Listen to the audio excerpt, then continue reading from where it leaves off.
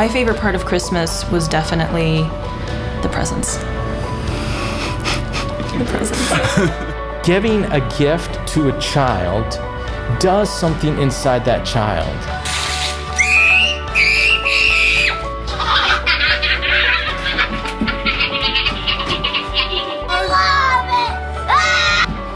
Think about the greatest gift that we have.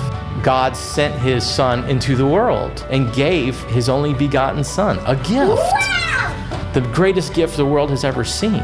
So Christmas brings that wonderful gospel influence because it's a Christian holiday. It can never be broken from that. Christmas was really fun growing up. Yeah. My dad made a big deal about it. When we were really, really young, he used to do this thing where he would dress up like Santa Claus. Oh my God. And then he would go around the house shouting, ho, ho, ho, Merry Christmas. And it would be like 5 o'clock in the morning. I couldn't wait to have kids of my own and do Christmas with them, like to have like those kind of memories.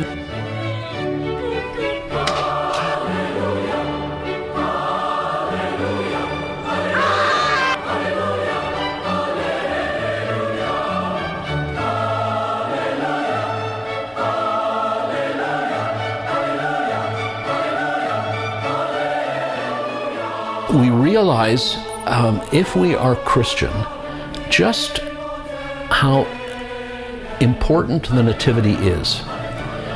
That God has come to earth in the shape of the most fragile, helpless thing.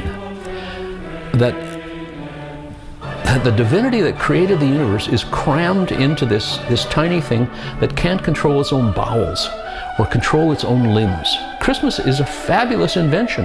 That's why it's the most popular thing in the world. There's nothing like it. There's no stadium rock tour, World Cup gathering, political event, pilgrimage, riot.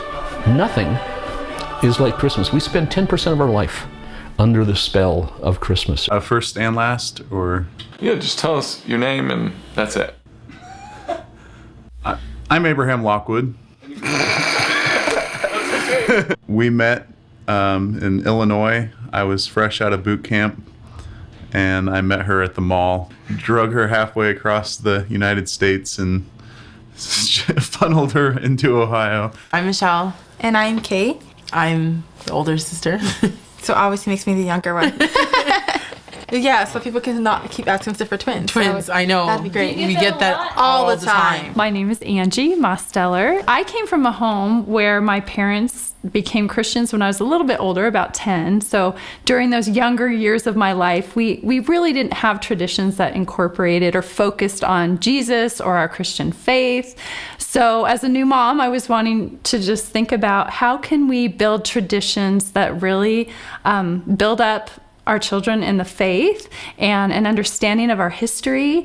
And that's how I got started on the road to researching Christmas and some of the other holidays. Last year, I went on a Facebook page, and it's called Wiccan Inspirations. It's a witches page. And one of their mottos was pagans are the reason for the season. And they were saying, that Christians were trying to steal their holiday, the winter solstice. And when I went on the page, I was shocked. Each kind of pre-Christian society had their own way of celebrating this time of year, but most of them did celebrate some type of aspect of the winter solstice. Modern day pagans try to claim Christmas. They say, we invented Christmas. This is ours. You nicked it from us. And the answer is that's a silly statement. The celebration of the Nativity is purely a Christian celebration. I didn't really consider the origins of Christmas one way or the other. I just kind of, took everybody else's word for it, that this is what we should be doing. I was reading in Deuteronomy, I think chapter 12, it was, God was telling the Israelites, don't worship your God the way you see the pagans worship their gods. These things I've commanded you to do, don't add to them or take away from them. Is it a sin for Christians to celebrate Christmas? It's a sin for them to celebrate Christmas? No. I don't know. Why would Everybody it be should a be able to sin? celebrate it any way they want. Yeah. You know, it's like, if you want to celebrate it your way, that's fine. If you want to celebrate it the pagan way, if you want to celebrate it another way, then, you know. And I think the birth of Jesus Christ and the death and the resurrection of Jesus Christ are two of, or let's just say, the two most important events in human history. Not to mark them in some way by way of special celebration would be folly, it seems to me. How could there be any harm in celebrating his birthday? Originally, in Christianity for several centuries, there was no such thing as a feast of Christmas. So nobody knew and nobody celebrated the date of the birth of Jesus Christ. And the question why and from where that originated does obviously interest scholars and Christians as well. Does the Bible actually tell us to observe Christmas?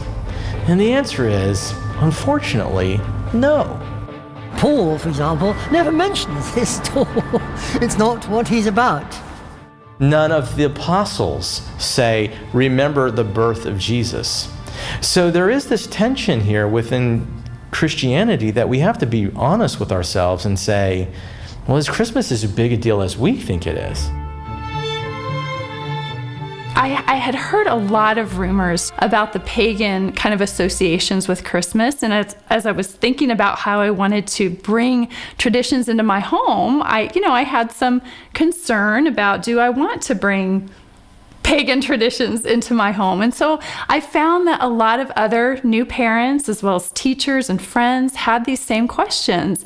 And I'm a little bit of a researcher by nature, and so I thought, I'm going to just look into some of these claims about the history of Christmas. That's when I started to question, okay, do we see Christmas anywhere in the Bible? No. So maybe we should go back and rethink the way we're looking at Christmas.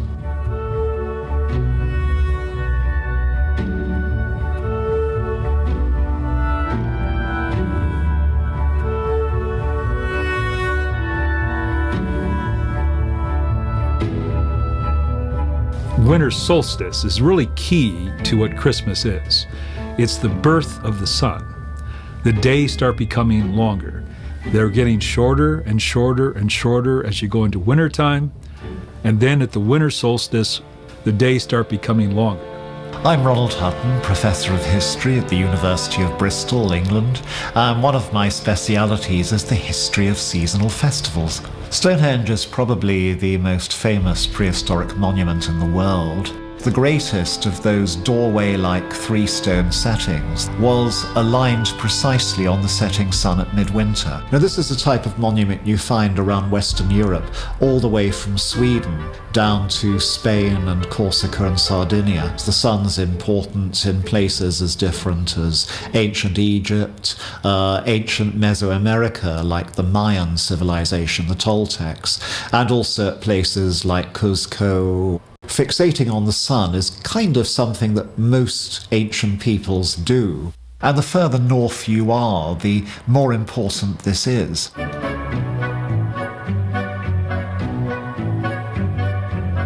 I think that the celebration of the winter solstice must have begun in connection to the worship of the sun.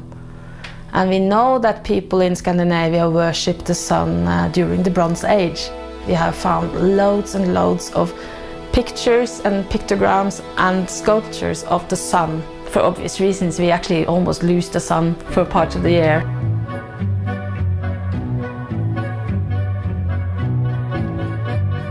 So Dongzhi is one of the really most important festivals in China. So it's a winter festival. We will have the shortest time of daytime and the longest time of nighttime. So the original holiday traced back all the way like 2,800 years ago, and we say it's almost 3,000 years ago. They will go outside of the palace to worship the heaven.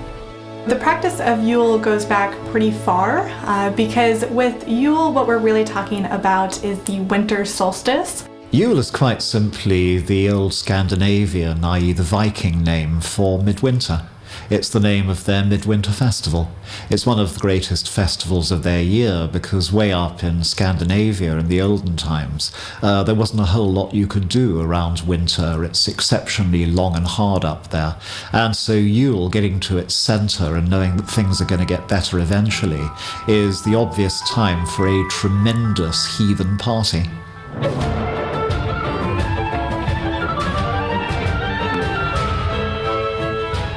We have the tradition of the Yule log. That is definitely a symbol, that fire of the rebirth of the sun. So that's another tradition that does represent that aspect of the winter solstice and the sun being reborn. It's probably a fertility symbol. In some places, a human figure is chalked on it, called the mock, and some historians say, well, it may be the last remnant of a human sacrifice. But there are some lovely ceremonies attached to it. What you say to the tree when you bring it in. You sprinkle it with grain, which is a sign of fertility, or wine, and say a little prayer over it, and so on. During Yule celebrations, they would bring in this boar who was called the Sonargalt. It means the boar of atonement. And people would actually swear oaths on the bristles of this boar. And you could it's also said that you could make divination by touching the bristles of this big boar. And it was obviously sacrificed and eaten. This boar was dedicated to the god Freyr. And then it was like, okay, well, where did all the traditions come from? This is before we even saw the Wiccan page. We decided to start looking into it for ourselves, into scripture, and then we were kind of like, well, where did this stuff come from?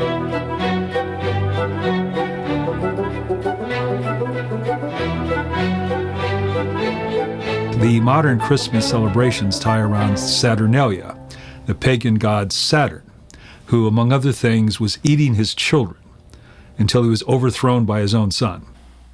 Some people claim that was Christians were trying to Christianize this Roman festival, but the dates don't really line up, so there are definitely some difficulties associated with the claim that, they're trying to Christianize a pagan celebration. Now here I must make the absolutely essential point that Christmas is not a day, it's a season. And it's a very long season. Had you shown up in the Middle Ages in early December, you would have been living in the Christmas period. The date of the Saturnalia is the 17th of December, but it evolves into a festival that lasts several days, actually, and goes right up until, let's say, the 23rd. And a date in that third week of December, I think must be connected to astronomical knowledge about the timing of the winter solstice. We know about the festival of Saturnalia in Roman pagan times from a number of different authors. So we have Seneca and Macrobius chiefly, and poets like Horace and Martial talk a little bit about it. It shares a lot of elements in common with Christmas, we might think. Gift-giving, feasting, a sense of carnival, a sense of celebration, a focus on light in the middle of the darkness of winter. One of the traditions at Saturnalia was present exchange, which of course is very similar to modern Christmas. So people go around exchanging gifts. Little figurines called sigillaria were popular. These could be quite cheap little pottery things, but there were other sorts of gifts as well. Cloaks and a pencil case and wine and a parasol and a parrot. Saturn being the god of agriculture, he's also associated with the color red. So that's where we get a lot of that red color, along with holly, which is a symbol of Saturn. You have the red berries. Can you describe what trees and holly and mistletoe have to do with the Christmas story in the Bible? You got me on that one. I don't know. Maybe Mary and Joseph kissed under the mistletoe. I don't know. I don't know. Symbols like holly and mistletoe and greenery in general, they're really just symbolic representations of fertility and vitality at this time of year. So they really just inspire hope that if mistletoe, if holly can grow in the depths of winter, so can I. Christians fought these Saturnalia celebrations. They were originally prohibited in Christian circles for obvious reasons, because again, they understood where they were coming from. Most infamously would be the mistletoe.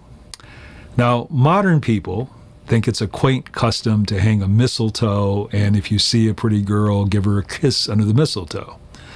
Well, anyone versed in religious knowledge is going to know that's a fertility ritual, when you're kissing a girl under the mistletoe.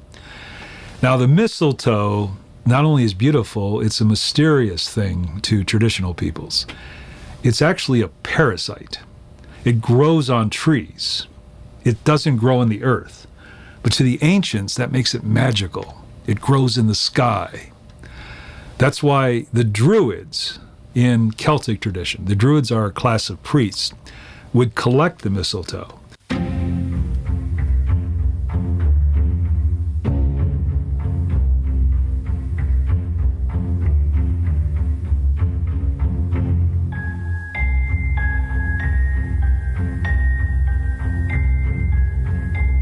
But it gets even stranger. If you crush the berries of the mistletoe, it resembles in texture human semen. That's the tie into fertility. That's why, again, in distorted form, people are kissing girls under the mistletoe. In fact, it's kind of a obscene rite saying we want to have sexual intercourse with you. Mistletoe really is quite rare as a plant, and so it becomes fashionable really in richer, more sophisticated times like the 17th, 18th century, and nobody kisses under it until round about the time of George Washington. It's the late 18th century in London that produces the custom, first for servants in big houses, and then their mistresses and masters, rather sportingly, instead of discouraging the practice, imitate it. The pagans would practice what's called the world upside down. During this period, teachers would follow orders from students. The students would give them assignments. During this period, masters would serve slaves at the table, and slaves would provide, well, give them orders. So you have the Feast of Fools. This is often connected to street parades, finding the local village idiot and parading him around as king. Now's the time we crown the king of fools!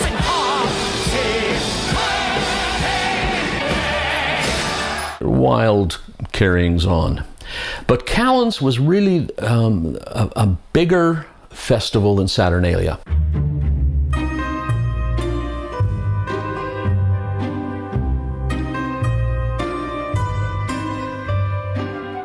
It was the New Year festival, with all that may imply, the notion of sort of reconstituting everything, the world being born again.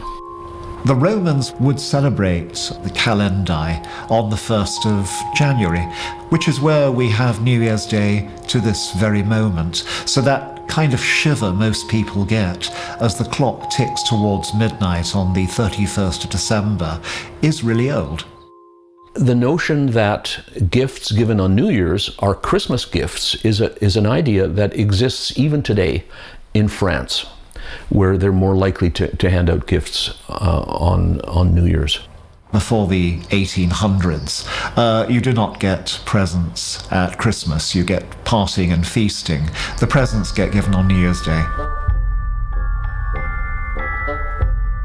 When Christians think about the pagan tie-ins, what they're wrestling with is the purity of the faith, right? They're saying, is this really a good thing? Melissa and I get a lot of letters from people who are newly out of the New Age, which is paganism, and they don't want to be deceived, so they get hyper vigilant about anything that smacks of paganism. So we get a lot of letters from people who are afraid that it's that the Roman Catholic Church appropriated pagan holidays of the winter solstice and put a Christian veneer over it to make it palatable to new Christians, for pagans leaving paganism to come and become Christians. Right, so the winter solstice is what date? The 21st. 21st, yeah. 21st, 22nd. So since the solstice is the 22nd, that's the day where the sun stands still for those 2 days. The 25th is a different date.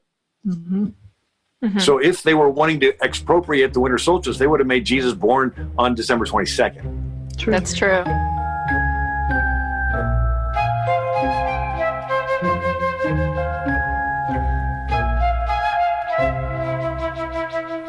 Caesar Julius Caesar, the famous one, in his calendar reform of 45-44, established the winter solstice as on the 25th of December.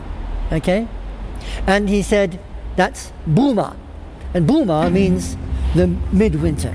Everybody knows that the winter solstice is on the 21st of December.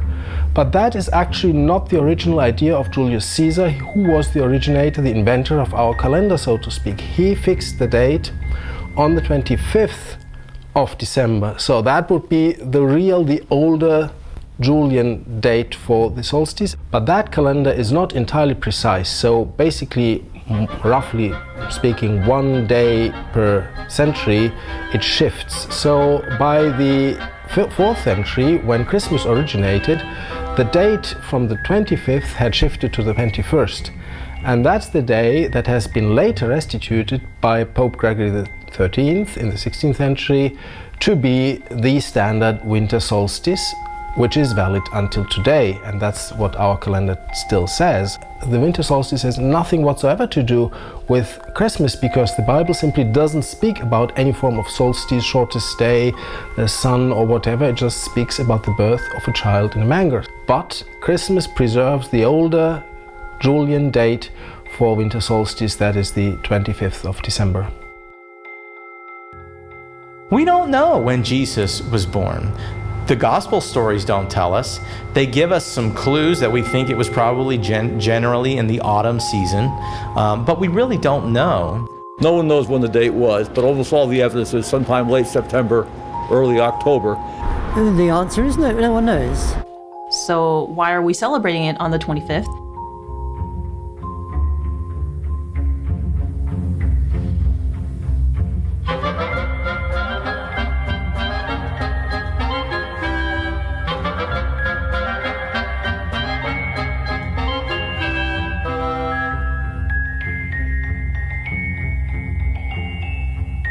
By about 200, there's a calendar of Antiochus which says the 25th of December is the birthday of Helios, of the sun.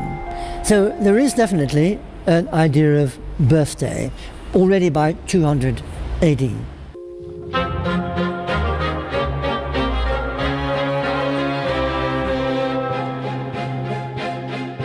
Probably the first usage of the date 25th December for a big festive occasion is in the early 270s AD or CE, when a Roman emperor called Aurelian dedicates a huge temple at Rome to the unconquered sun, Sol Invictus. Aurelian's a military hard guy who's pulled the empire back together after decades of invasion and civil war, and he's trying to produce a religion around which all the pagans the empire can unite, and the sun up there in the sky giving warmth and life to the world could be the symbol. And so he dedicates this big temple at Rome to the sun on the 25th of December. One of the theories now is that Aurelian actually chose December 25th to co-opt a popular Christmas date, that Christmas had already been enough of a whoop for an emperor who wanted to emphasize the sun god and victory, to steal it as a date.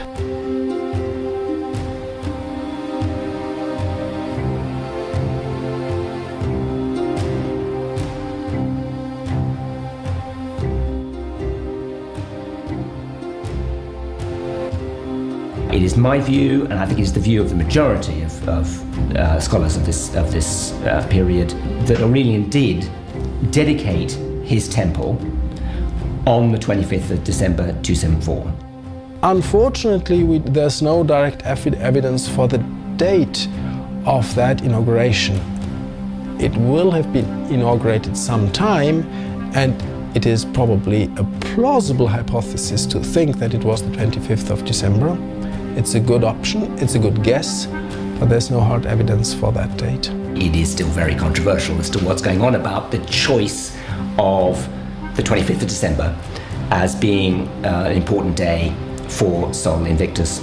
Now, the important thing to bear in mind here is that quite independently of Sol Invictus, December 25th was already widely regarded to be the date of the winter solstice. And this date had already a certain degree of solar symbolism built into it, because obviously this date marks the transition from decreasing daylight length to increasing daylight length.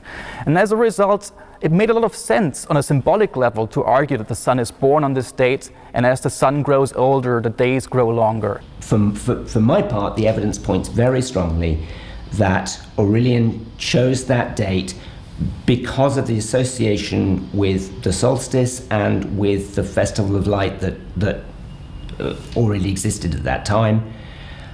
And I think we then come to the slightly more controversial problem of, well, then how do you understand that same date being adopted as the birthday of Christ? 354 is the first year in which Christ gets officially given a birthday on the 25th of December.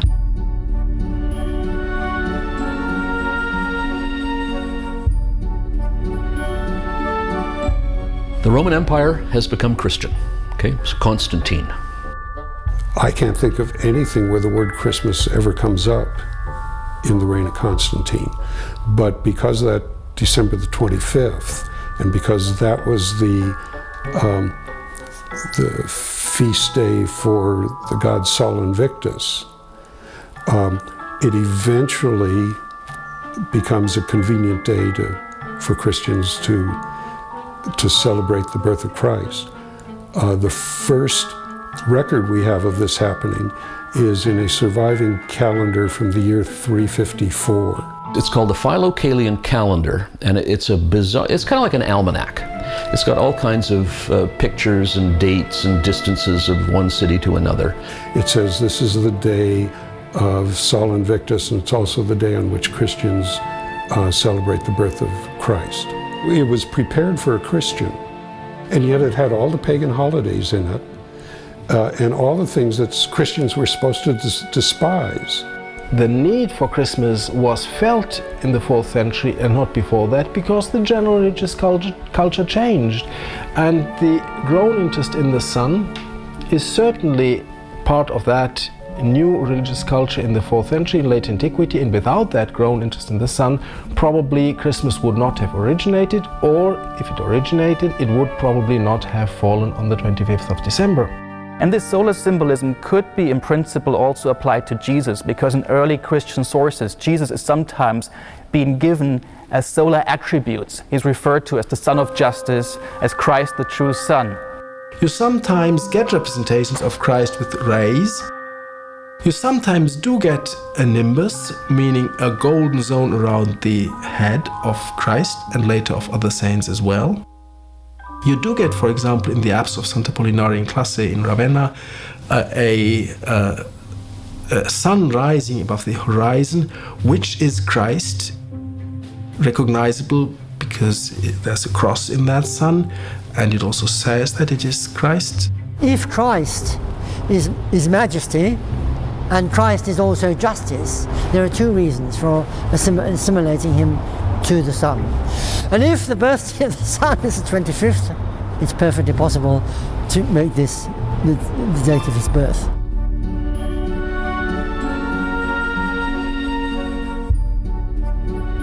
When heretics of the Gnostic variety started suggesting that Christ had never had bodily form, that he had merely been spirit, Christians then realized they had to start emphasizing things like the birth. The observance of the Nativity then becomes openly celebrated. Toward the end of the 20th century, people thought that the church was unlikely to adopt anything pagan. So they looked for another theory to explain it, and they came up with what's called the calculations theory. And the calculation theory comes in and tries to explain why Christians arrived at the conclusion that Jesus was born on December 25th. And it leaves the question of how Christmas first came to be celebrated pretty much alone. That's a separate issue. There was kind of this tradition in Judaism that a prophet's death was the same day as his birth. So they would be born and die on the same date. Well, that would help us pick the date for the birth of Jesus. We know that he was crucified in the late spring, and a popular date for that in the early church was March 25th. So was March 25th then the birthday of Jesus? No, they thought. That would be the conception of Jesus. So 9 months from March 25th gives us December 25th. So if the theory has to do with birth and death, didn't anyone notice that they switched birth and conception? Right, so Hans Förster's main criticism of the calculation theory is that it cannot account for one of its founding assumptions. He criticizes the calculation theory for assuming that at some stage Christians would have sort of switched their assumption and all of a sudden would have started parallelizing the conception and the death, which is not even attested in the sources before the 4th century according to him. I believe that Christians did have a reason for switching, and that's precisely because they had this independent assumption that Christ would have probably been born in winter because of the way they read, or rather misread, the first chapter of Luke. In the Gospel of Luke, in the first chapter, you have this encounter between the priest Zacharias and an angel in the temple, and the angel prophesies that Zacharias' wife Elizabeth will conceive a son who goes on to become John the Baptist. And the same chapter also informs you that Christ was conceived about 5 or 6 months after this episode. So if you take this information, you could argue that Christ was born maybe 15 months after this encounter between Zacharias and the angel. And we know that some Christians, possibly already in the 2nd century, believed that this episode happened on the Day of Atonement in the Jewish calendar, also known as Yom Kippur, which roughly speaking happens every year in late September, early October.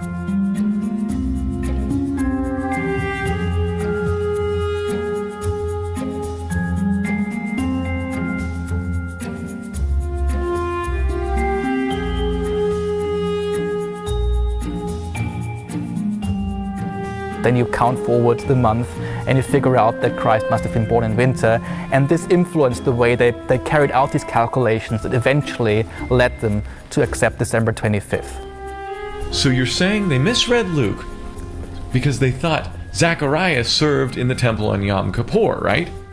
Yeah, I mean, we have quite a few sources which express this assumption that Zacharias was the high priest of the temple, and that he went into the temple on the Day of Atonement, because according to the Old Testament, that's what the high priest does. He goes into the Holy of Holies once every year on Yom Kippur, the Day of Atonement. But how do we know Zacharias wasn't a high priest? The crucial piece of evidence the Gospel of Luke gives you in this regard is to say that Zacharias entered the temple as a member of Abiyah. Abiyah is one of 24 priestly divisions or priestly causes. And the purpose of these priestly courses was to take turns when it came to officiating in the temple, burning incense, sacrificing animals, and so on. So, by virtue of being in the course of Abijah, Zacharias was an ordinary priest and not a high priest, right? Exactly. And doesn't that also mean that, according to Leviticus, I think, if he tried to serve as a high priest, he would die? Mm-hmm. Yeah, and they tried to use chronological arguments to get to this result, even though it says clearly that he's a member of Abiyah.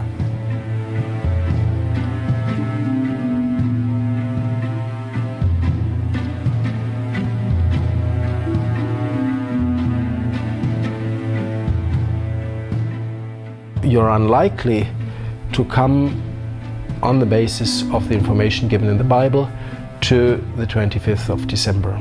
But once it was installed, then it was relatively easy to find theories covering that date too. And you could even go further and say, if you take the Gospel Luke 2 seriously, it is unlikely that it happened in winter, because the shepherds were out in the fields, and even in Palestine, where it's warmer than in Middle Europe or Northern Europe, even in Palestine, at the end of December, shepherds would not normally be out on the fields with their sheep during night.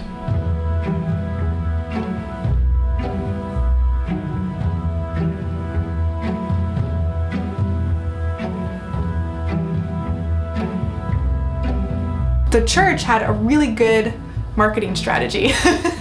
They were great marketers. So any culture they went to, they would incorporate what those people cared about most into Christianity. And that's part of the reason why there are so many variations of Christianity too, in part because each culture around the world is going to care and value different things and have different celebrations, and Christianity took those and incorporated that as a way to help inspire that conversion process. It took 400 or 500 years to get to all of Europe.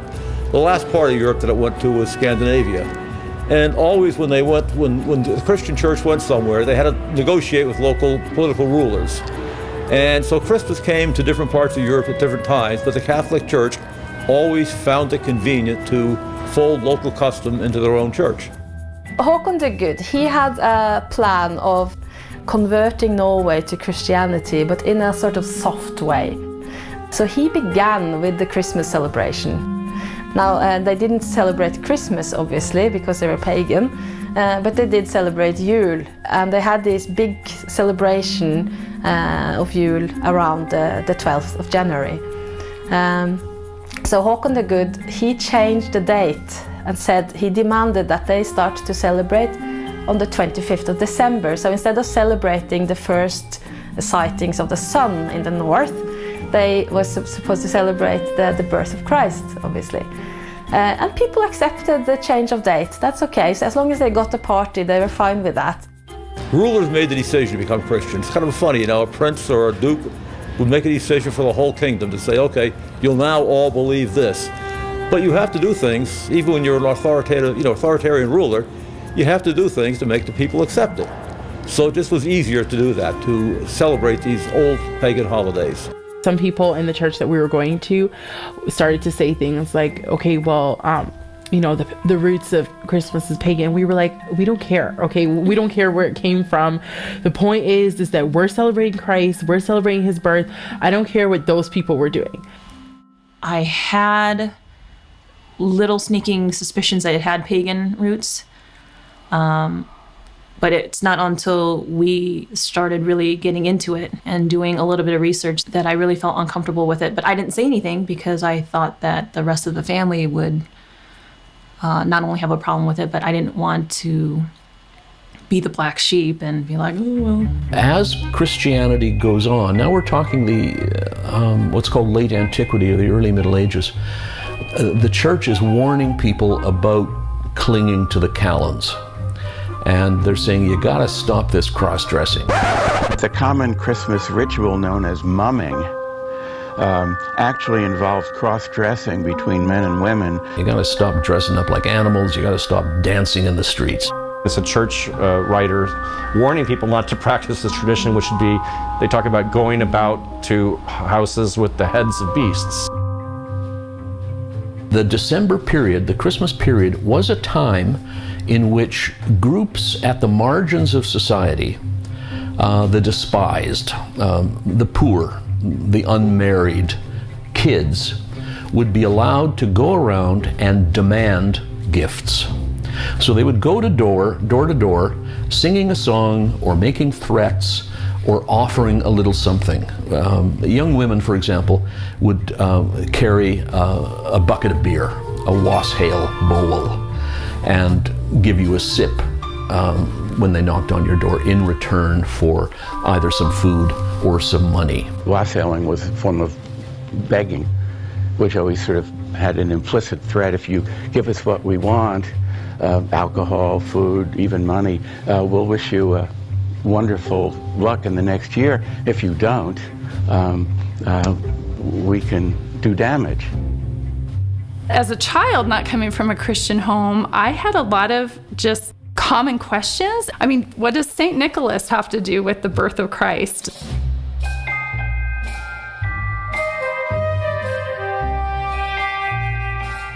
St. Nicholas was, though we've mostly forgotten him, the greatest male saint for 1,000 years. He was almost as powerful and as venerated as the Virgin Mary. Hundreds of churches around the world are St. Nicholas churches. The first church in North America is a St. Nicholas church. He is the patron saint of just about everything.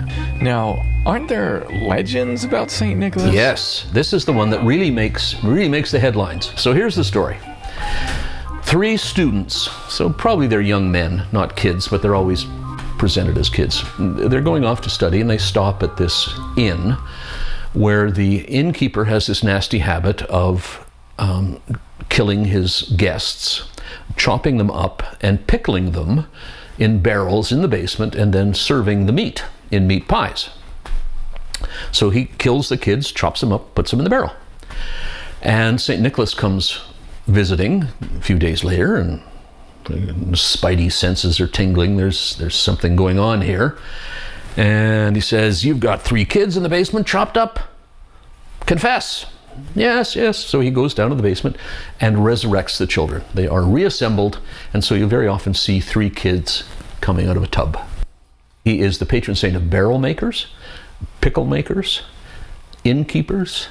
The innkeeper turned good, by the way, and students and kids. And there was a custom that this character would come door to door on Christmas time. And he would knock on the door, and he'd be in disguise and say, "Was little Johann a good boy?" And if the mother said yes, he'd give him some candy.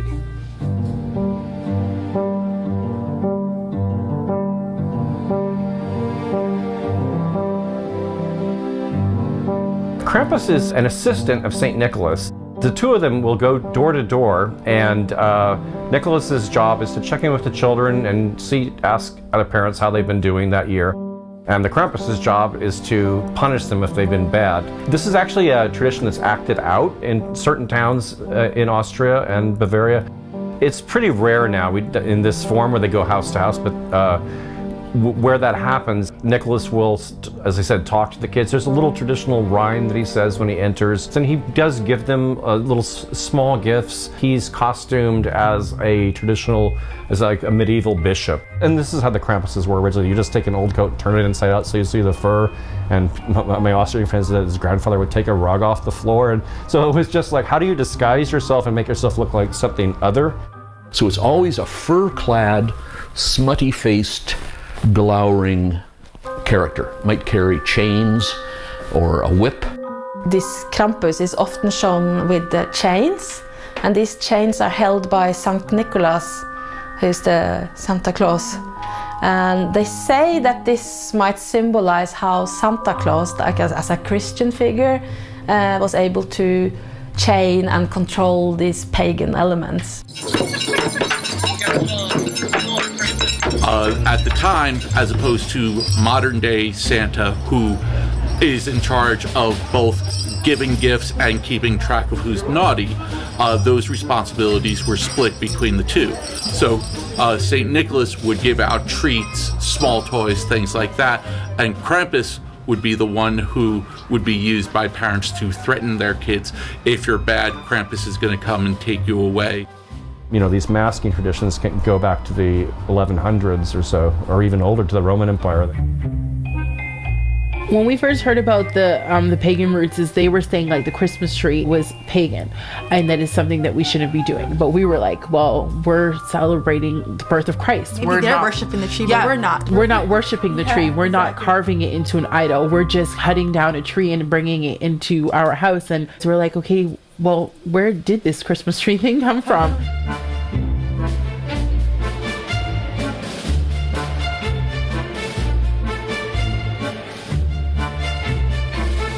The earliest evidence we have of evergreens being brought into the houses is early folklore. It's from the Middle Ages. We just know that people have been taking evergreen branches, for example, of evergreens, mistletoe, juniper, holly, or other pine tree branches into the houses during. It has been important to put it into the houses as a way of protection, warding off evil, and as a symbol of life, basically, during this time of death and darkness. But the first notion of an evergreen tree-like object comes from the late 1400s.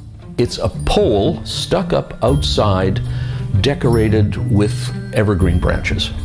And we know of one, at least one in London, and 2 in the Baltic area, Estonia and Latvia, where German merchants had set up trading posts. Now, as to who is the first, it's a heated topic in Estonia and Latvia.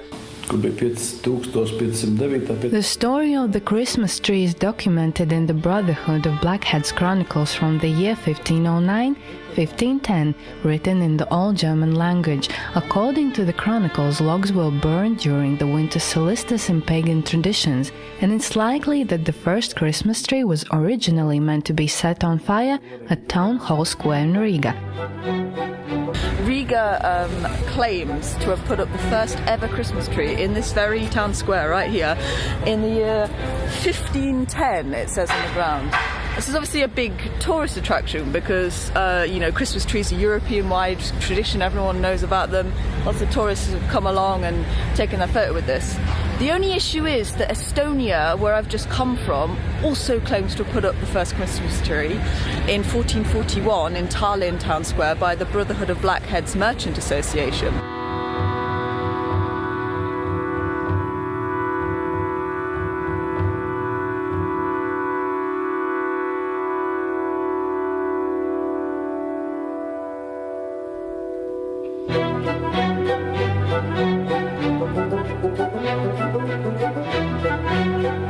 In the 1500s, say, half a century or so later, people are moving the trees inside. This happens in Germany. They will go out into the forest and lop the top off an evergreen tree. They'll bring it inside and they'll hang it upside down from the ceiling. By the late 1500s, people start cutting down the whole tree and bringing it inside and setting it, we would say, right side up. It becomes a great fashion across Germany in the 17th, 18th centuries, and German refugees fleeing from Napoleon bring it to England the 1790s, 1800s. And it becomes an English fashion, largely because of one very influential German. He's Prince Albert, Queen Victoria's husband, who introduces it to the royal family in the 1840s. And that's when it becomes a pretty well universal tradition. Probably the true association of the Christmas tree came also from Germany, where they would conduct these paradise plays during the Christmas season, in which it was very popular to have the tree in the Garden of Eden, and they would represent the first sin when Adam and Eve fell. The focal point of this play was a pine tree, and that gradually moved into the homes of Christians who would, on that tree, would have fruit hanging on it, representing the first tree in the Garden of Eden, and then they would also put little wafers representing the body of Christ. But what I think is interesting is that when this Yule tree tradition came or returned from the south, then lots of Christians were upset about it because they thought it was a pagan tradition. And then some other people came and said, no, it's not a pagan tradition. This is a symbol of the tree in the Garden of Eden. Trees, especially evergreen trees, are very important in ancient symbolism. A lot of northern pagan peoples have the idea of one enormous tree that connects all the levels of the world, from the top of the sky through to the underworld. In scientific thought, we always ignore the irregular, the exception to the rule. In magical thought, it's the reverse. The ordinary doesn't attract attention. The unusual does. So because the tree remains green when all other trees are dead, this gives special significance to the evergreen tree. What's ever unusual is magical and powerful. Now, we have a Christian source. It may not be reliable, but it could be. Describes this tree in Uppsala, Sweden. We have reason to believe our modern Christmas tree is a grossly distorted version of this. Now, it's described by Christians, though, as a center of what they would view as a horrific human sacrifice cult. But this is during Easter now, time of life. So it's been switched. And it's this large tree, and they would sacrifice every 9 years dogs, horses, and humans, and hang them from the tree. And there's reason to believe that Christmas ornaments hanging from the tree, probably symbolizing originally maybe a dead human hanging from a tree.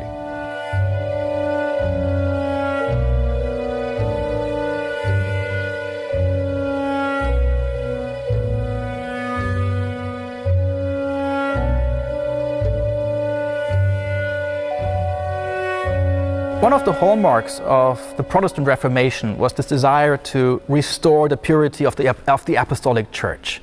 And this desire led to a wholesale re-evaluation of the entire edifice of Christian worship.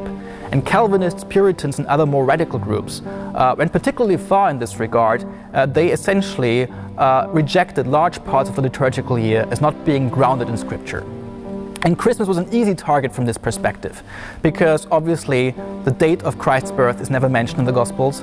There's no injunction to celebrate his birth either. And then as now, it was the case that the religious content of Christmas was overshadowed by popular folkloristic customs and traditions, some of which were quite raucous. And it was easy to believe that some of those customs have pagan roots. And it was also widely believed amongst reformers that the Catholic Church is mired in the vestiges of Roman paganism. So this argument came to be that they thought, well, they foisted Christmas on Christianity, even though it's not really a Christian feast. It's some kind of vestige of Roman paganism. And in the case of Christmas, the example they pointed to is the birth festival of the Roman sun god, Sol Invictus, which means the unconquered sun. The reformers everywhere in Europe would say that the Roman Catholic Church made compromise after compromise for 1,400 years to appease the people. And they brought in all sorts of non-scriptural things, non-Christian things, and that the church in 1500 looked nothing like the church in 100 or 200. And the biggest part of the Reformation was to roll back all the compromises that had been made in that 1,200, 1,300 year period and return the church to its original purity. Presbyterians don't realize today that the Reformed churches in the Reformation suppressed Christmas celebrations as well because they understood it was pagan. So I was raised a Catholic, but and everything was a sin, just about. So, yeah, they have encyclopedias of sin. So, Really? Just like, you know. We didn't have those in my church. I couldn't. No, there's no sin to celebrate Christmas. Or not to celebrate Christmas either. It's up to the person. If we're saying that we're celebrating his birth, then why is everything that we're doing all about us and our family and what we want to do? What we want to do?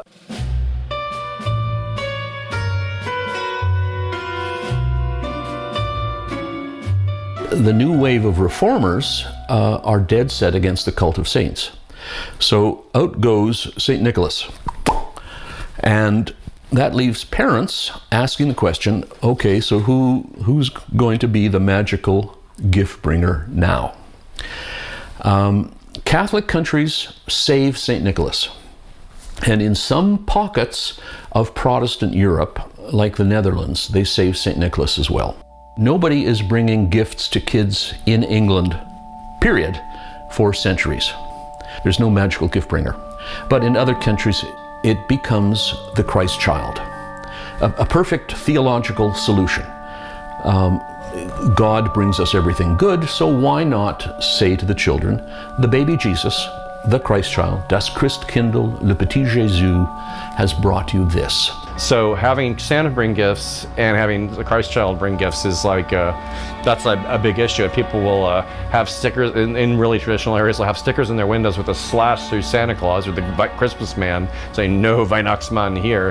And the ironic thing is, you know, I think it was in Germany they came up with the Kris Kringle term, which means Christ child, because they were trying to kind of turn the focus back to Jesus to say, He's the real giver of gifts, and our greatest gift was his own life, giving himself.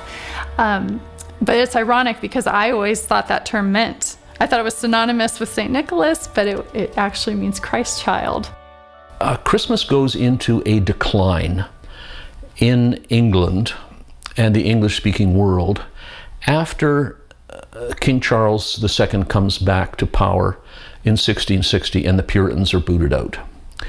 People have lost the taste for Christmas in that period, or at least to say the upper class seems to have lost its taste for Christmas. Christmas becomes associated with peasants, the lower classes, the countryside. Over the next 150 years, by 1800, both in England and in American colonies, particularly in northeastern America, Christmas has turned into an outdoor New Year's Eve bash. It's associated with adults, alcohol, making a nuisance of yourself, jostling prosperous citizens off the sidewalk, burning down churches belonging to African Americans, beating up immigrants, all the kind of stuff you like to do if you're a thug on New Year's Eve. So that's what Christmas is associated with. You look at some of the illustrations in England at that time period, and does not seem to be a time of religion or generosity. Why was Christmas once illegal in America? Dang. You could even be fined for celebrating it. Oh, wow. Whoa. I have no idea. Would it have been, so I don't know what Christmas was like before like the 1900s. So I'm not really like, would that have been just, would that have to do with the paganism, or would that have to do with maybe the something? I don't know. Well, could you tell me?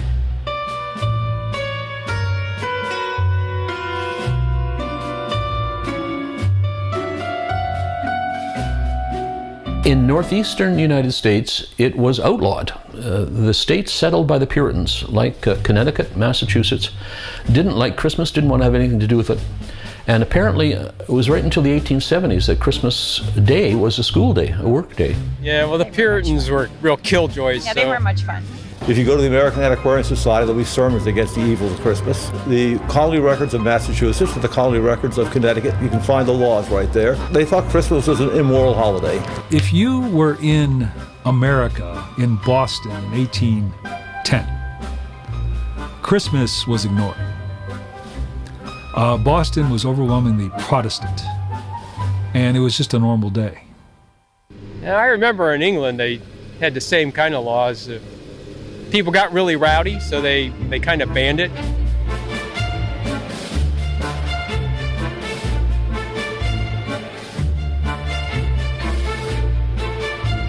From the mid-1640s to 1660, Christmas is officially outlawed. Businesses had to be open on Christmas. If you shut down on Christmas, you were in trouble. The Sheriff of London would go around and pull down greenery that he saw on the streets. Christmas services were broken up by the police, people thrown in jail. So Christmas carols were silent, Christmas services silent, Christmas festivities were silent for those periods. And it becomes a social problem in both England and northeastern United States. There are in Boston, Philadelphia, New York, gangs that take over the Christmas season and that swamp the ability of the police to handle it. So in New York, a group of artists and poets and writers try and domesticate Christmas, try and bring it indoors, focus it on the children. The charity that was part of Christmas before that was charity to your to those socially below you, servants. So instead of the servants, we're giving gifts to children. So it's a way to sort of domesticate and quiet Christmas down. And to do that, they resurrect St. Nicholas.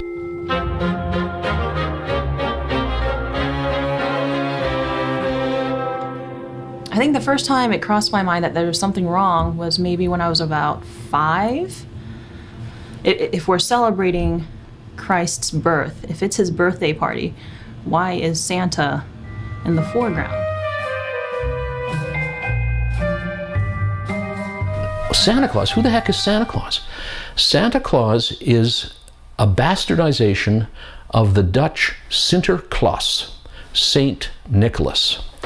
So we can tell that folk memory has preserved it because there is it's only oral. So we have Sandy Claw, Sandy Claus, Sinterklaas, Santa Claus, all one word. This will sound rather unusual, but in fact, Santa Claus is really just a grossly distorted version of the pagan god Odin. He is the only Norse god routinely depicted as old. There was still that connection where people were making between paganism, Yule and Christmas, so that might be part of it, is making Saint Nick kind of look like Odin a little bit. But do keep in mind that's just a theory, so. St. Nicholas walks or rides a white horse in most parts of Europe. And the 8 flying reindeer?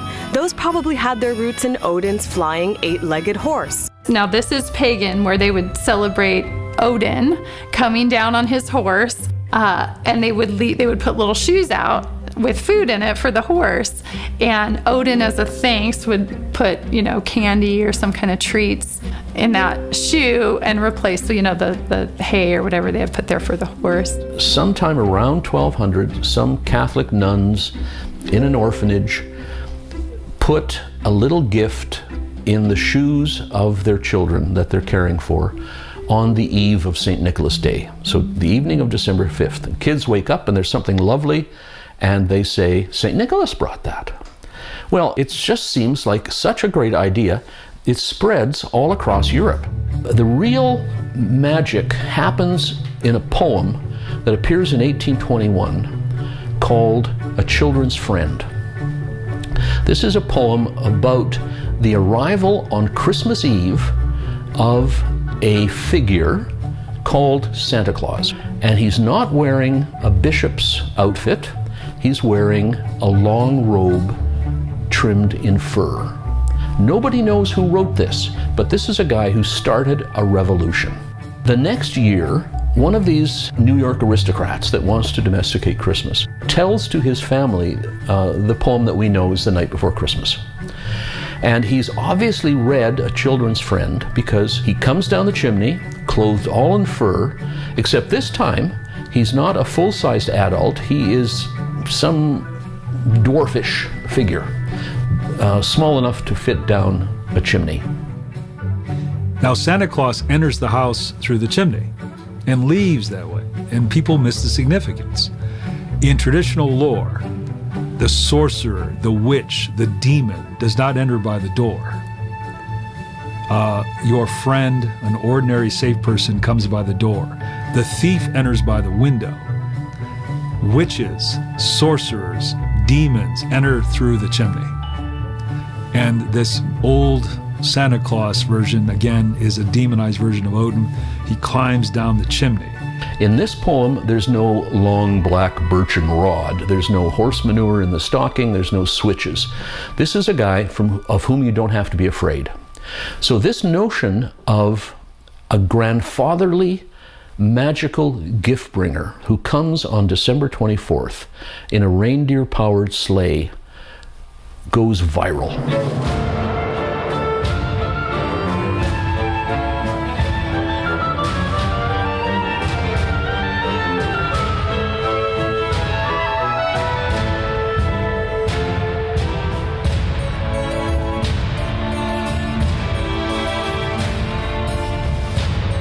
The crowd yelled, "There's the Elmos," and they rushed us.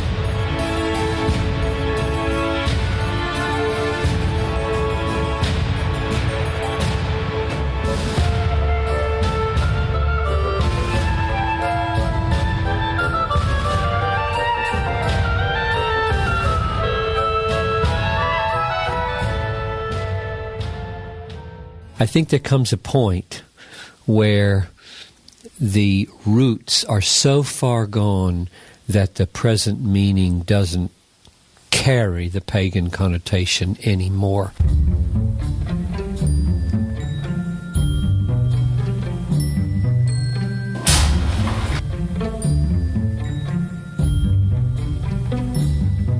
I tend to follow more of a Wiccan-based paganism, but there are many different forms and types of paganism. I personally celebrate Yule on the 23rd of December usually, just to kind of carry it on a little bit to join in with my family's festivities.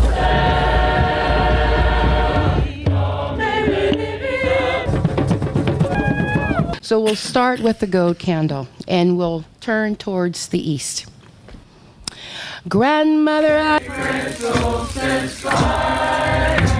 I find it amusing when people say put Christ back in Christmas, because if you are Christian and you really do want to follow, you know, the teachings of Jesus, then yeah, it probably doesn't make much sense to have all of these kind of, you know, pagan things that represent fertility, because that's not really about the birth of Jesus. Some people say it's not likely that the Christians would have wanted to take a pagan festival and make it Christian.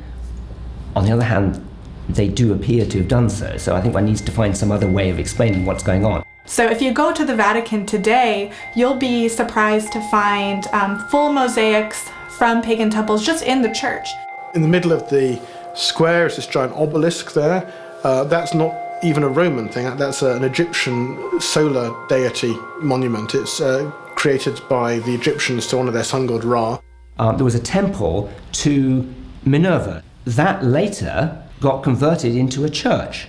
And its modern name, the name of the church is Santa Maria Sopra Minerva, which means on top of Minerva.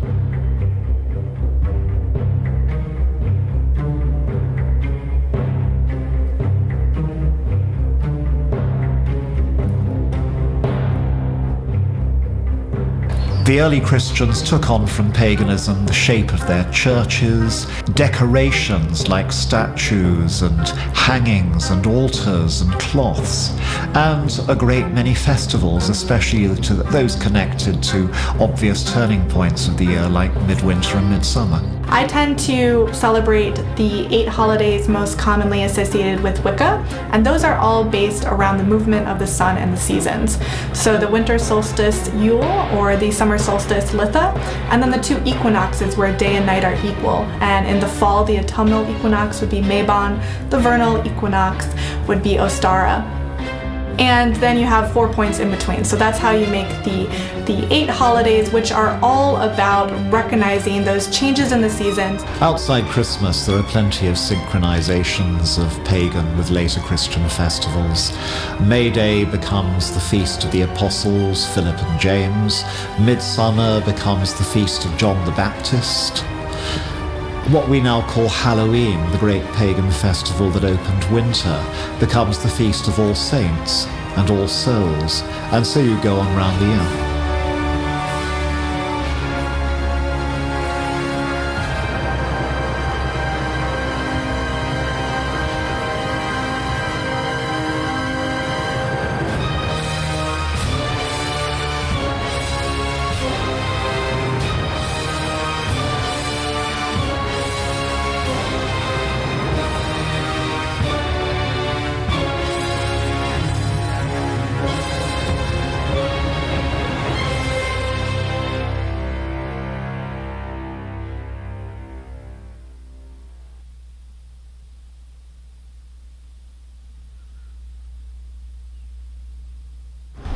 Is it a sin to celebrate Christmas? I don't think so, no. It's a joyous celebration. I mean, you're celebrating the birth of Jesus. No, but I don't know why. I mean, I don't know. Is it a sin to celebrate Christmas? So what Christianity has done over the centuries is to take stuff from the surroundings and tame it, Christianize it. So we don't have human sacrifices anymore. We consider that bad manners, but we have the Yule log. You know, we don't do druidic stuff, but we have the mistletoe. You know, we're not dancing naked in the streets, but we are giving little presents, like at Callan's, to kids. For people that want to just say that it doesn't come from pagan origins, my opinion on that is, well, you're just turning a blind eye to what history has told us. I mean, these trends, these stories, this is the scholarly work that has been done.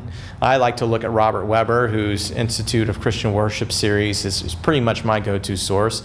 I mean, he documents these origins. It's there. Secular historians document these things. When we deny that these origins exist, we actually do disservice to Christianity's, and what I would actually say, or argue, we do disservice to Christian intellect. And then we end up just coming across as these sort of dumb fundamentalists.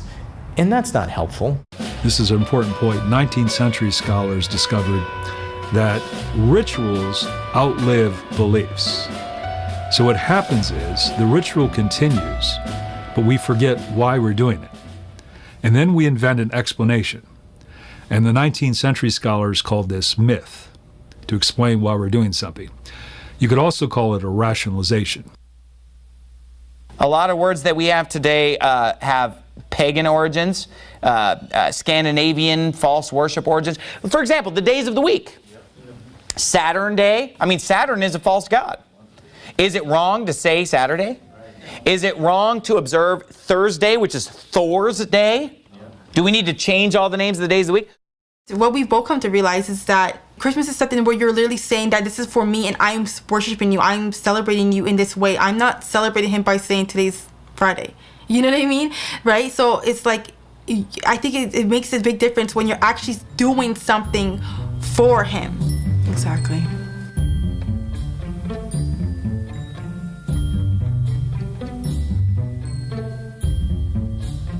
What really is the bottom line for me is Deuteronomy chapter 12, not worshiping God the way we see other people worship their gods. The way the pagans do. That in itself is enough to not celebrate Christmas, knowing that Christmas is not in the Bible and taking that scripture. But I want to suggest something, that we have liberty.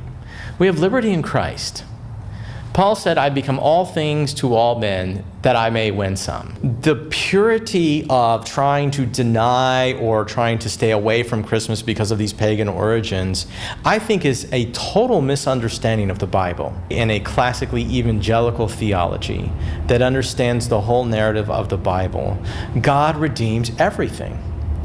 So I don't look at passages in Deuteronomy and say, this is why I shouldn't celebrate Christmas. There's all kinds of things in Deuteronomy. I would ask, where in Scripture do we find that, the Father redeemed anything from a pagan god's worship and redeemed it for himself? I don't see that anywhere in Scripture. I would say it's really worth the risk if the date itself, December 25, was chosen because of some proximity to some kind of pagan festival. Let's just take it and sanctify and make the most of it because Christ is worthy to be celebrated in his birth.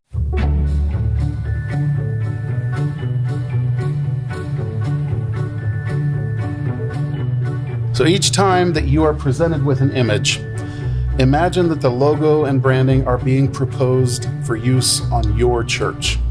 So if you're ready, let's begin. So this one is the triple goddess. The moon is the symbol of the goddess and its three phases, waxing, full, and waning. This leaves me waning.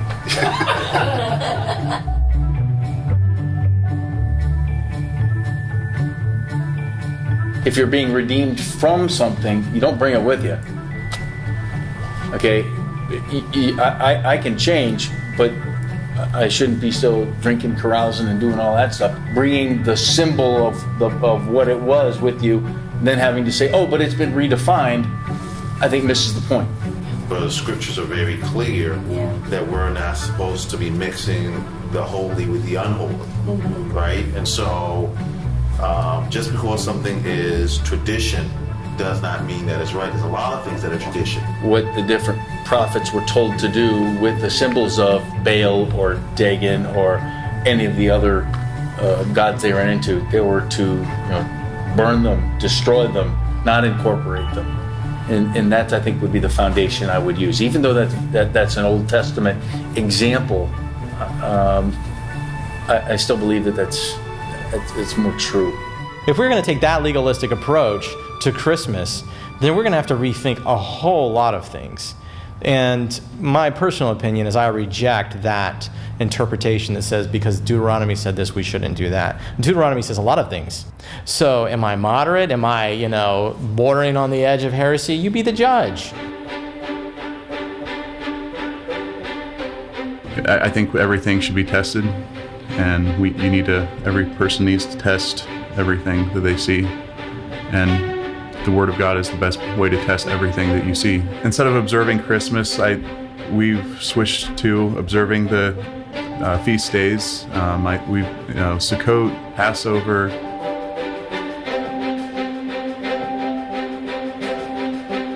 When I started to study more about the biblical feasts, I started to wonder why Christians are not observing them, and when these are things that actually point back to him being, the Passover lamb. Exactly. That points to him being the ultimate sacrificial lamb. What does Christmas tree and carolyn have anything to do with him? Our daughter, she knew that our relatives were celebrating it, and she asked why.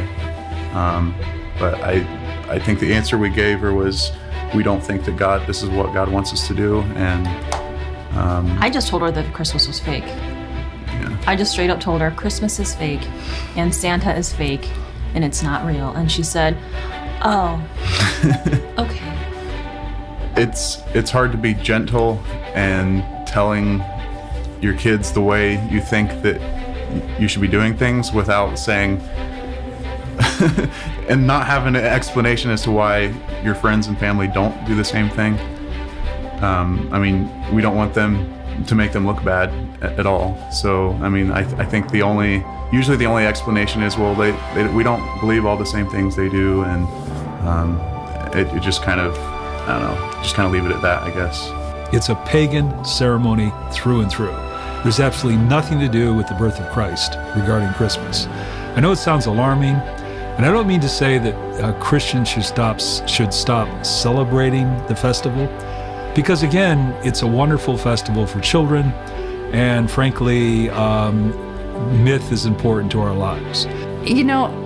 Ultimately the earth is the Lord's and everything in it. And, I look back to Paul's teaching in terms of food sacrificed to idols, and he says, you know what? There's no other God but our God. So whatever other pagans did with some of these, with whatever they did with greens or whatever they did with some of these traditions, I don't have that association at all. My associations are Christian, and so I feel very comfortable making these traditions a part of our home. You can have it both ways in deciding how pagan Christmas actually should be or can be viewed as being. On the one hand, it definitely was a time of year sacred to pagans all over Europe. On the other hand, the symbolism of the return of the Son and the birth of the Son of God is fairly self-evident too. And so you can, if you like, have a Christian concept of Christmas. Well, as a historian, you must say, if you want to get rid of all Christian traditions that are not strictly speaking attested in the Bible, then you have to get rid of many, many things.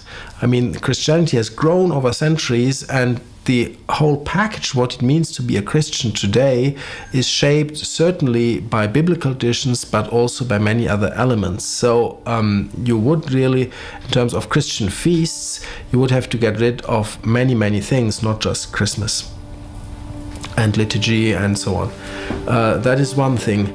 The other thing is that I think it is important to bear in mind that Christmas is not attested in the Bible, but it is certainly not anti-biblical. Well, sin is transgression against the law.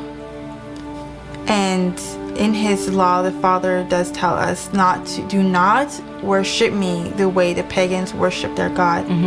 Where we worship him as the way pagans worship their God when we were involved in the Christmas traditions. We were doing all the same traditions. The same traditions, and at the same time, too. At the same time. Yeah.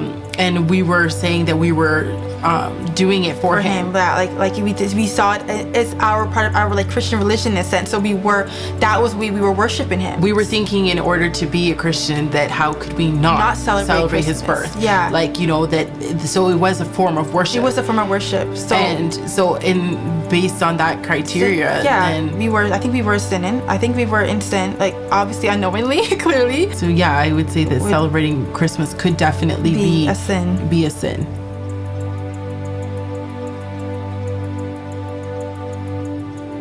hard to come to that conclusion, isn't it? It But is. man, that's really, we realized, was the main question. If it's not a sin, but it doesn't really matter, does it?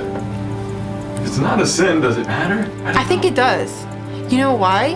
Because you see, the reason why I think that even if someone could say, okay, prove to me that celebrating Christmas is not a sin, I think it still matters, because that is almost like me saying to my husband that as long as I don't commit adultery against you, that, you know, we're like, there's no reason for you to divorce me. What kind of a marriage would that be? Don't I want to make him happy? Do I want to do what pleases him?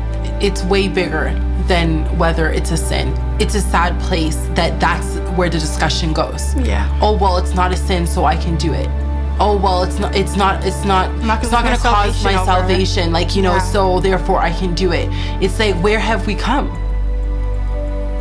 How did we get to this point that we just want to do the bare minimum? We say that it's all about him. We sing the songs that, oh, I give myself away, but then we'll give ourselves into a certain limit. Oh, I'm not giving away my Christmas. I'm not giving away those traditions, because it's not a sin. And I'm not going to lose my salvation, so, you know, no, I'm not letting go of that. Then are you giving yourself away? Of course he still loves you. What about loving him? You know what I mean? And honestly, thinking about it just breaks my heart. Like, what about loving him?